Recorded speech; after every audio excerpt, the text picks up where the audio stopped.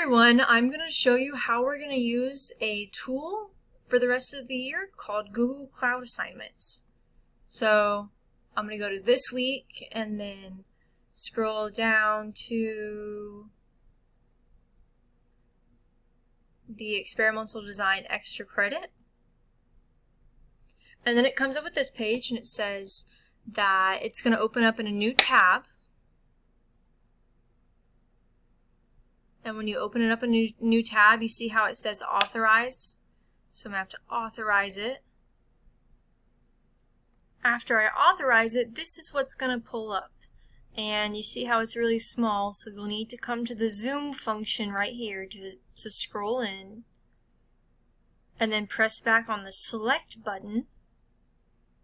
And when you do that, you'll now be able to type. So the first question is asking you to list two hypotheses in if-then format. So you just double click right here in the text box and type whatever you want. And then I don't have it right now because I'm in teacher view, but there will be a submit button right up here. And that's how you can submit a Google Cloud assignment. And this submits directly to me and I can see it and it's time stamped. And it's just a really good tool that we're going to use. Let me know if you have any questions.